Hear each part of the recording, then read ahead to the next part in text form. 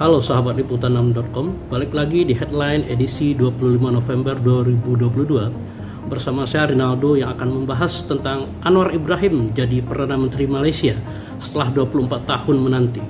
Bawa perubahan apa? Simak penjelasannya.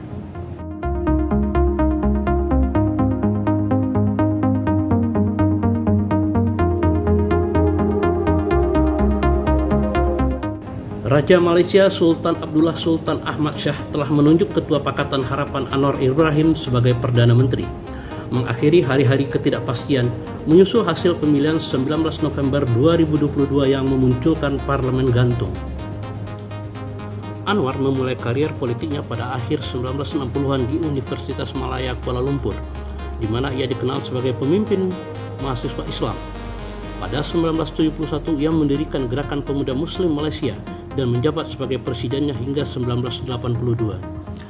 Terlepas dari kritiknya terhadap koalisi Barisan Nasional yang berkuasa dan komponennya yang paling kuat, yaitu United Malaysian National Organisation atau UMNO, Anwar pada 1982 menerima undangan Perdana Menteri Mahathir Mohamad untuk bergabung dengan UMNO dan pemerintahannya.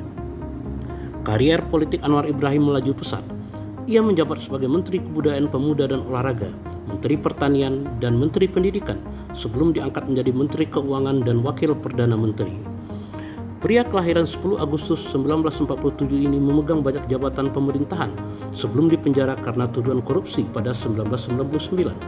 Setelah dibebaskan, karier politiknya kembali terhenti ketika divonis kasus sodomi pada 2014 dan dipenjara hingga 2018.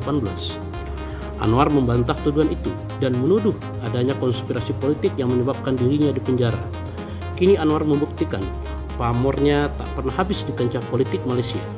Pertanyaannya, apa yang akan dilakukan Anwar untuk Malaysia? Sejumlah pengamat mengomentari posisi Anwar Ibrahim.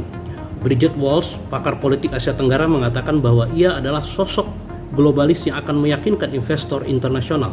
Menurutnya, Anwar telah dilihat sebagai pembangun jembatan lintas komunitas.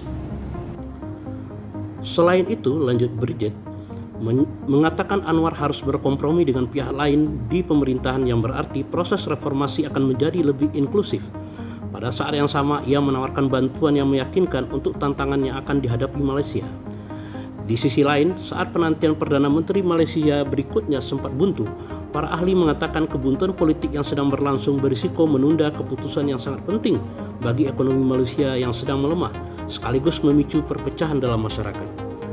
Eksekutif penelitian Helmi Azri dari Democracy and Governance Unit of Think Tank Ideas Malaysia mengatakan kebuntuan tersebut merupakan kekhawatiran serius karena anggaran nasional yang diajukan sebelum pembubaran parlemen belum diperdebatkan atau disahkan.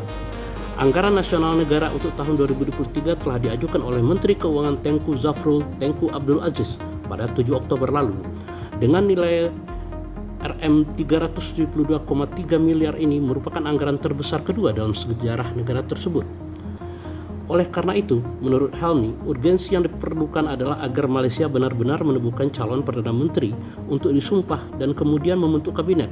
Dan pada dasarnya anggaran disahkan terlebih dahulu dan kemudian melalui semua proses. Sementara itu, Asisten Profesor Ilmu Politik Universitas Manajemen Singapura, Sebastian Detman, mengatakan dalam jangka pendek, pasar telah bereaksi terhadap ketidakstabilan politik Malaysia dan ini telah menambah ketidakpastian ekonomi negara itu. Namun begitu, pemerintahan yang baru akhirnya terbentuk. Itu akan memiliki basis dukungan yang cukup untuk memiliki legitimasi dan membawa stabilitas. Namun, kata Detman, ada kekhawatiran ketidakstabilan lebih lanjut ini dapat menyebabkan keresahan pada tingkat tertentu. Dia juga mencatat bahwa kebuntuan politik telah menimbulkan banyak pertanyaan tentang kekerasan rasial dan masalah rasial di Malaysia, dengan konten berbahaya yang muncul di platform media sosial seperti TikTok setelah pemilu. Ditambah lagi, Muhyiddin Yassin tampaknya tidak menerima begitu saja penunjukan Anwar Ibrahim menjadi Perdana Menteri Malaysia. Merasa dirinya juga memiliki cukup dukungan untuk menjadi Perdana Menteri, Muhyiddin menuntut Anwar menunjukkan bukti dukungan mayoritas parlemen untuknya. Muhyiddin Yassin pernah menjabat Perdana Menteri Malaysia hanya selama 17 bulan, antara Maret 2020 hingga Agustus 2021, sebelum mengundurkan diri karena kehilangan dukungan parlemen terkait penanganan COVID-19. Dia memimpin koalisi Perikatan Nasional yang dalam pemilu 19 November berhasil meraup 73 kursi parlemen. Sedangkan koalisi Pakatan Harapan yang dipimpin Anwar meraup kursi parlemen sebanyak 82 kursi. Namun, perolehan kursi kedua koalisi itu gagal mencapai ambang batas 112 kursi dari total 222 kursi parlemen. Terciptalah parlemen gantung untuk pertama kalinya di Malaysia. Sekian headline liputan 6.com hari ini, dan saya Rinaldo undur diri. Sampai jumpa.